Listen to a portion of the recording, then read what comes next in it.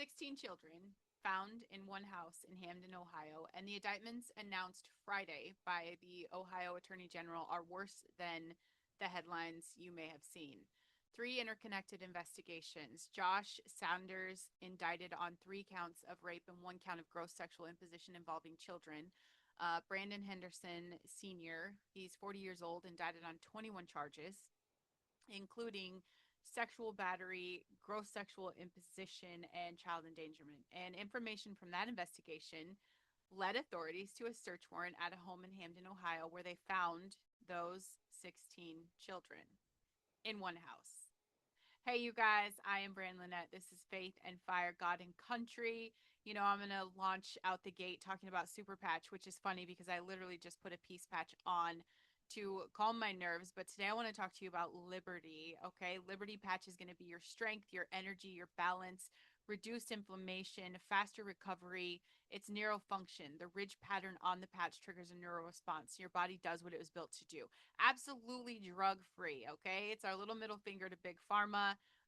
Zero ingredients, no drugs, no chemicals. You can find yours at brandonlynette.superpatch.com or check the show notes. Y'all, I am seriously looking for brand partners. This show is growing. Anybody you know that would be a good match with ethics and values and really just belief alignment in belief. And they're looking for a brand partner. That's me. So if you know someone who's ready to sponsor the show, please connect us. I would love that. Refer me to them or them to me. And I do answer my own email. You can find me on brandonlynette.com and just reach out. So let's see. There's quite a pattern here. In North Carolina, Jeannie Cassandra Diddy, 33 years old, was convicted Friday of first-degree murder and felony abuse in the death of her 2-year-old daughter, Macy. Prosecutors said Macy suffered at least 40 separate blows on the final day of her life. 40 blows. Catastrophic brain injuries. Jeannie Diddy received life without parole. And then listen to this. After Macy died, Diddy contacted a photographer and requested manipulated afterlife photographs depicting herself with her dead daughter posed as an angel. She beat her 2-year-old 40 times and then wanted a photo session with the body. Uh, those pictures are on my Facebook account under Brandon Lynette. There is no explanation for that. There's no clinical term that makes that make sense. There is a darkness operating in that case that is not human in its origin. And I say that as someone who actually believes that. The best part is the indictments she just got were from a current case that led them back to this. So she had access to more than one child after she murdered her daughter and ended up abusing the second daughter, who is thankfully alive and hopefully prayerfully in the hands of people who can protect her now.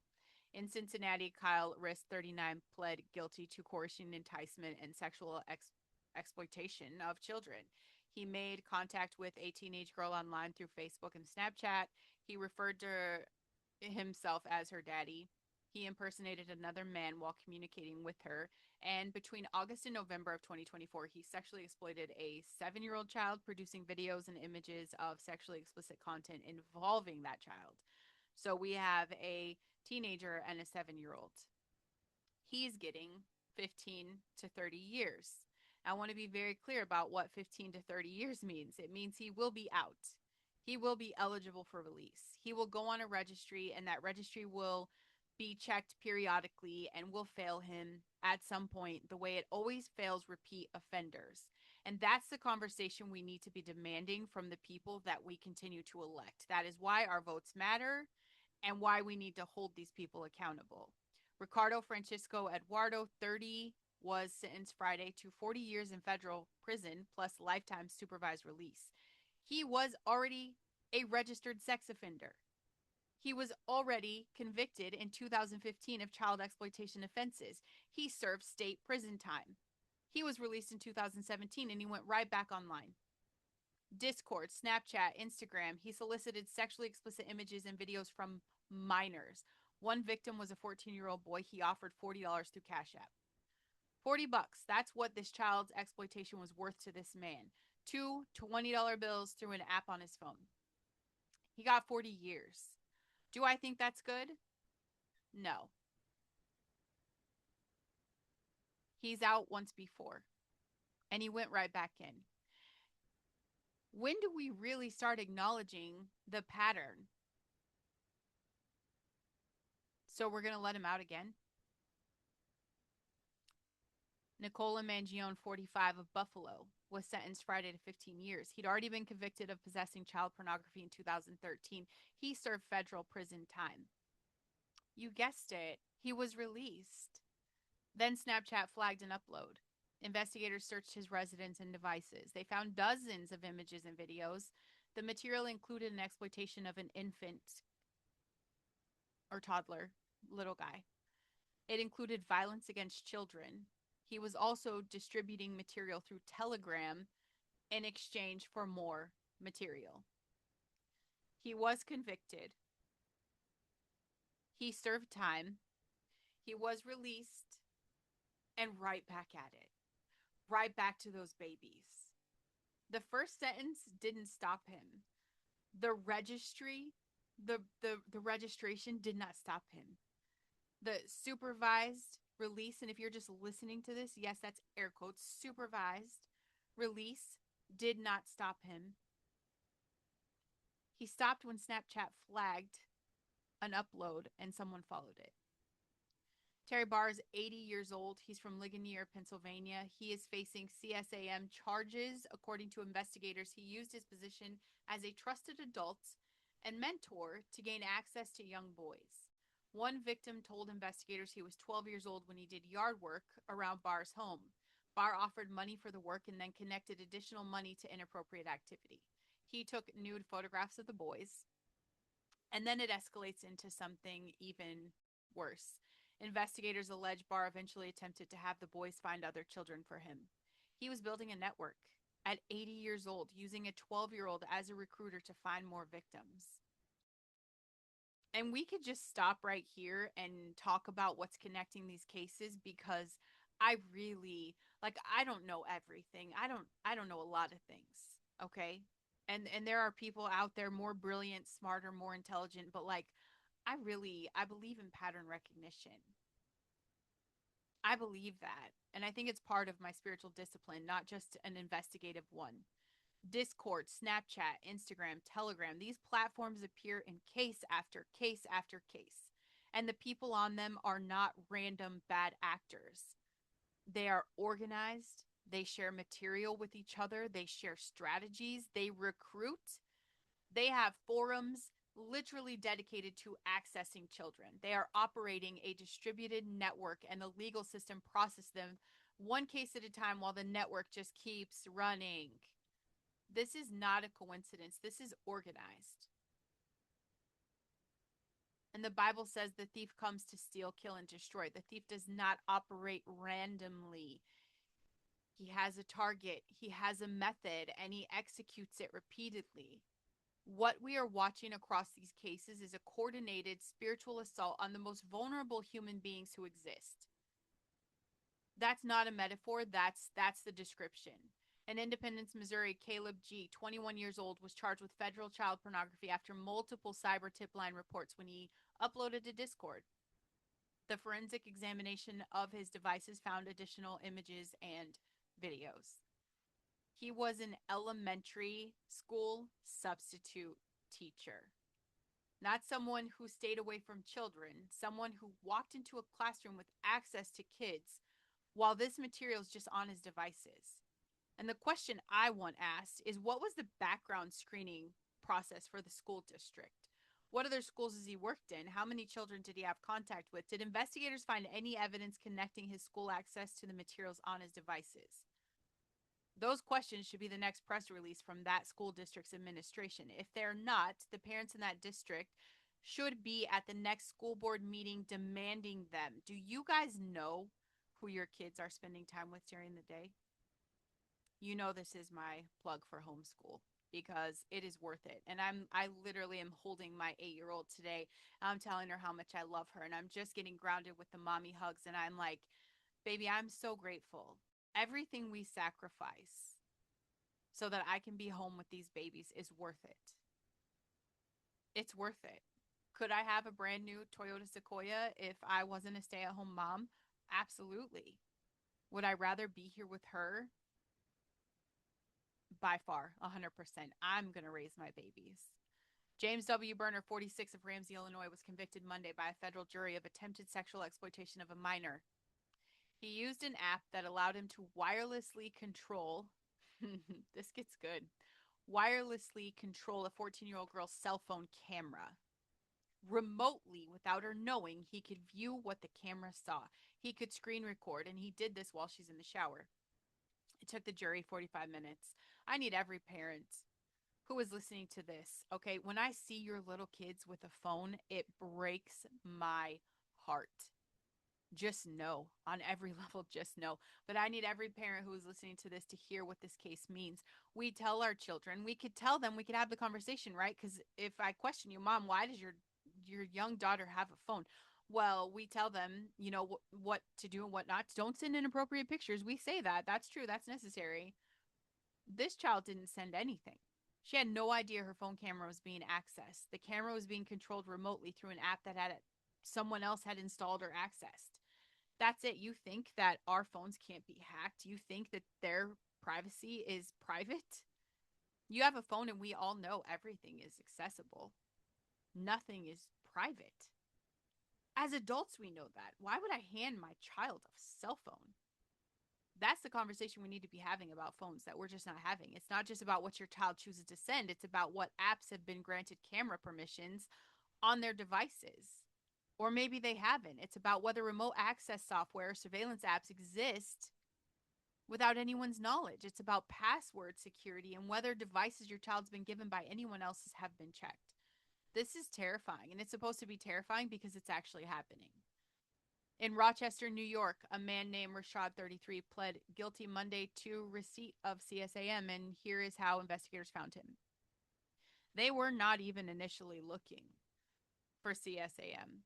They were intercepting a package containing a large quantity of fentanyl being shipped from Arizona. Postal inspectors intercepted it, staged a controlled delivery, and took control of his phone as part of that investigation. When they got into the phone, the investigation changed direction entirely. He had solicited sexually explicit images and videos from a child.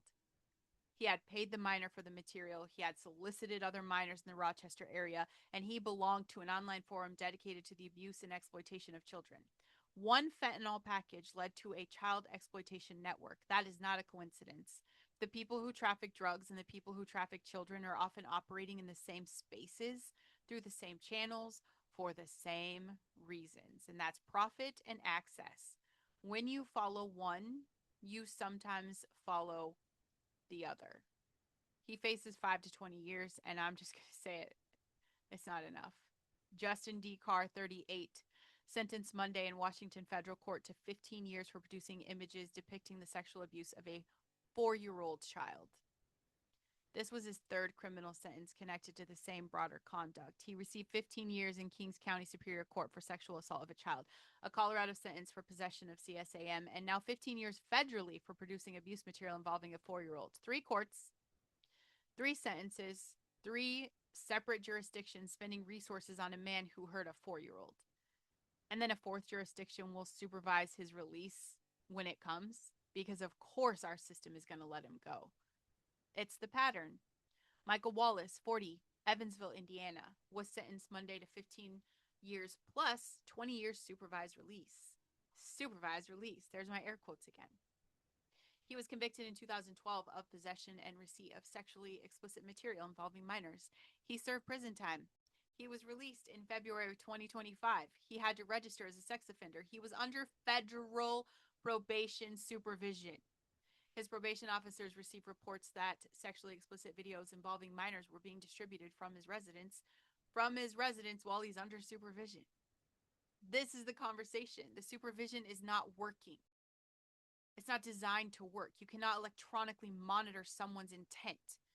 You cannot put an ankle monitor on a decision someone makes at 2 a.m. with their phone. The only thing that actually protects children from someone like Michael Wallace is keeping Michael Wallace away from any device that can access the internet and any place where children exist. The 15-year sentence for the first offense was not long enough. The supervision for the second was not close enough, and a child paid for both of those system failures. We have Operation Clean Sweep out of the Northern District of Oklahoma. More than 38 alleged child predators have been indicted, and this is the number that should follow every conversation about catching predators. 887 registered sex offenders were checked for compliance in 10 out of 11 counties. So far, they have found 34 that were not compliant. One district, 887 registered offenders. 887 people in one district. And so far, they pulled 34 who are not doing what they're supposed to be doing, not checking in the way they're supposed to, not following the rules they agreed to follow as conditions of the release. We talk about the solution being to catch the predators. The next sentence in that solution has to be what happens after they're caught and convicted and released, because they're always released and they're never done. The question of what happens to the 887 in every district after the sentence is served is the question that will protect the next child. TikTok and ByteDance reached a $400 million settlement with the Department of Justice over children's privacy violations. Nobody's talking about that, right? No, because the headlines are protecting that, because who wants to say that they finally admitted that children's privacy is not safe on TikTok? They can't say that out loud. It's not trending. You're not going to find that in a Google search. $300 million to be paid immediately, with another $100 million contingent on resolution of an earlier consent decree. $400 million, and parents are still handing their children the app. Oh, the DOJ says the settlement resolves litigation over alleged violations of children's privacy. TikTok's algorithm collects location data, behavioral data, device data, biometric data, including voice and face recognition, from every user, including the children on the platform. And what does the algorithm do? It uses that data to serve content specifically designed to maximize emotional engagement. And the most emotionally engaging content for young people, you guys, I said this yesterday, it's going to be the one that generates the most extreme reactions: anxiety, outrage, confusion, despair, the kind of dark fascination that makes all of these idiots jumping on the same lensy trend. That's what makes this possible. $400 million is a tax, a very large tax, but it's still cheaper than the behavior that was supposed to stop, which is why the behavior will continue. It will continue. Talk about the border here, because this is a win, and I feel like we need one, okay? In 1 week, federal prosecutors filed 465 new immigration-related cases across 2 Texas districts. The Western District of Texas announced 225 new cases filed between August 14th and August 20th.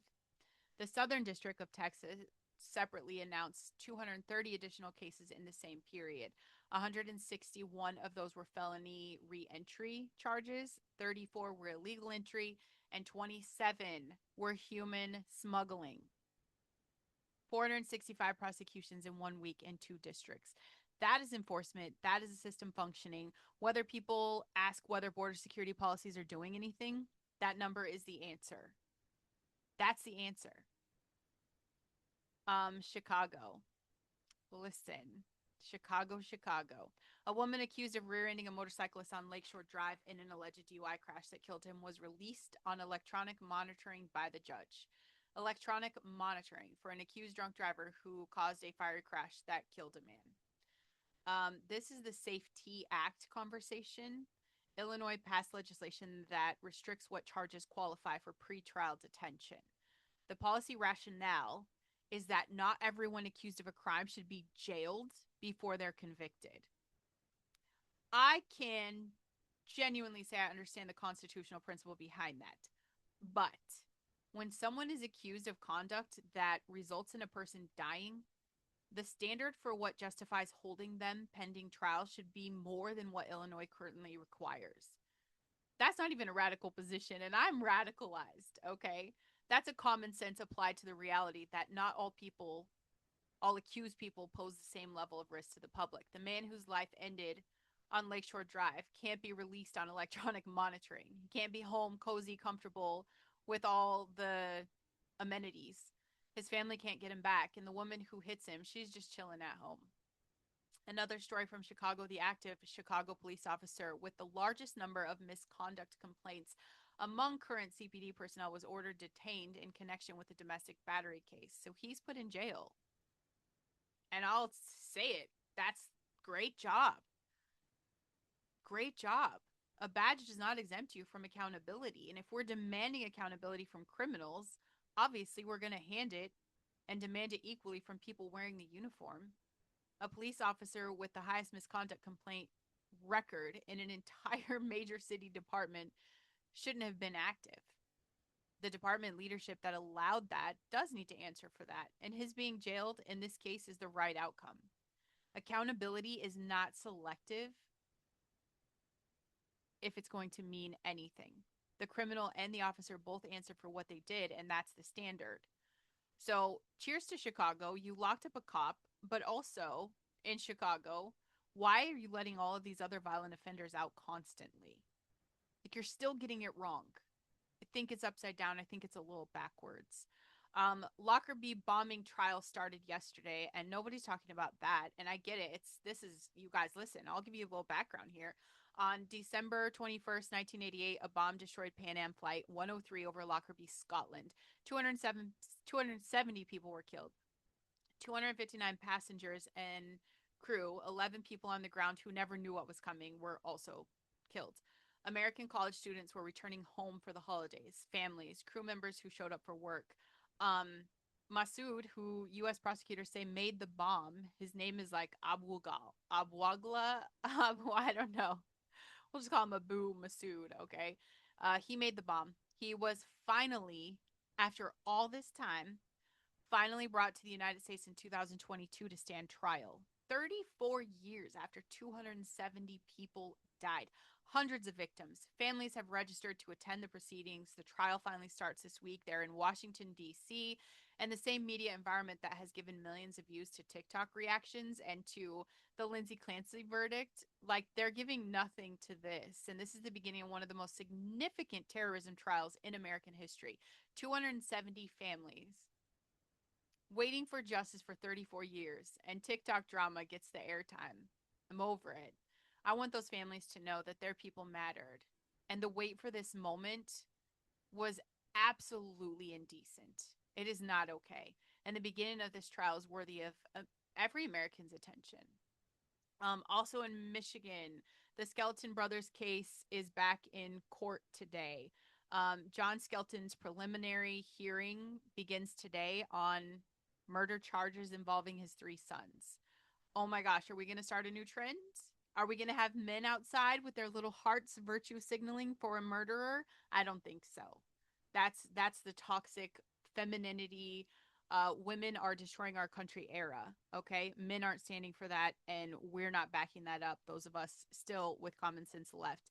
Murdered his sons Andrew Alexander and Tanner. The boys vanished from Morenci, Michigan around Thanksgiving. This was in 2010. They've never been found. Skelton previously went to prison for unlawful imprisonment connected to their disappearance, and he's now approaching the completion of that sentence, and the prosecutors have now charged him with murder.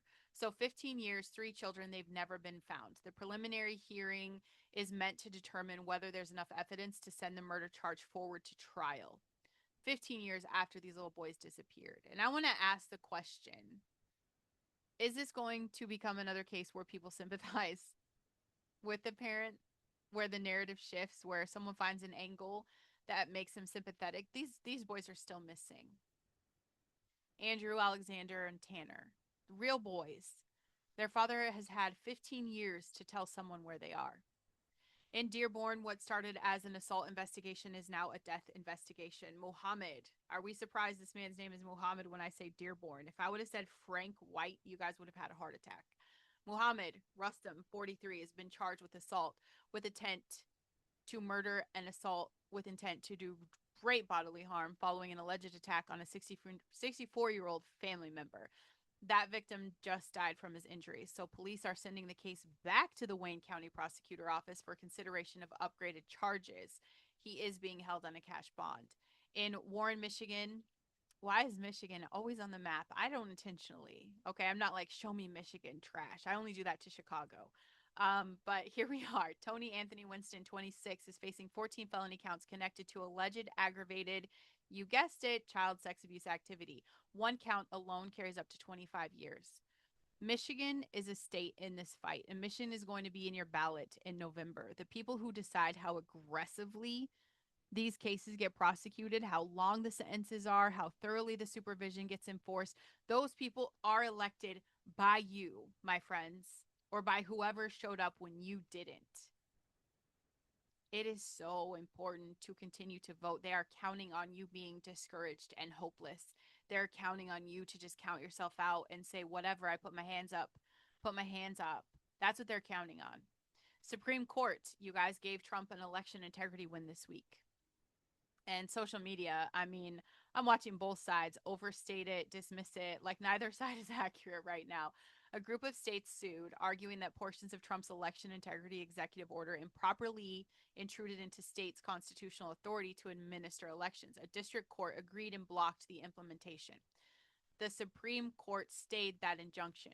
That means the executive order can be implemented while the legal fight continues. And this is the nuance that matters. The court said the administration is likely to prevail on the threshold question of whether the states even had legal standing to bring these particular challenges. It did not say the full executive order is constitutional. The constitutional fight is ongoing.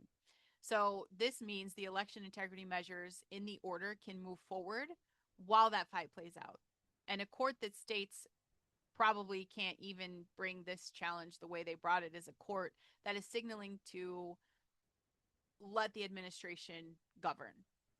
So you can frame it as what it is, which is a meaningful procedural win that allows the implementation to proceed. I'm not saying it's the final word, but it's the beginning of the legal pathway to go in the right direction. The president is fighting for election integrity, and the court is increasingly letting him fight. I think that's a great win for a system that I feel is deeply broken. Like, we need to see a win of these people actually fighting for election integrity. I think that's important. There's a man named Zelophehad who had died in the wilderness. He had 5 daughters: Mala, Noah, Hogla, Milcah, and Tirzah. He had no sons. Under the existing law in the Bible, only sons could inherit land and property. No sons meant no inheritance, okay? Zelophehad's name would disappear from the record. His daughters would be left with nothing. These 5 women did not complain in private. They didn't post about it. They did not talk about it among themselves and decide the system was too broken to fight. They went and they stood before Moses and before Eleazar and the priest and before the leaders and before the entire congregation at the entrance of the tent of meeting in public, like in front of everyone. And they said, our father died in the wilderness. He was not among Korah's followers who banded together against the Lord. He died for his own sin and left no sons. Why should our father's name disappear from his clan because he had no son? Give us property among our father's relatives. They named the injustice specifically. They named who they were, they named what they wanted, and they said it out loud in front of everybody. Moses brought their case before the Lord, and the Lord said to Moses, what Zelophehad's daughters are saying is right. You shall certainly give them property as an inheritance among their father's relatives and give their father's inheritance to them. Say to the Israelites, if a man dies and leaves no son, give his inheritance to his daughter. God said they were right, and then he changed the law. This was 5 women, no political connections, no financial backing. They didn't have a platform. They just showed up to the place where decisions got made, and they said the true stuff out loud and demanded that the law reflected it, and it did. That's the answer to every person who asks how we change the justice system.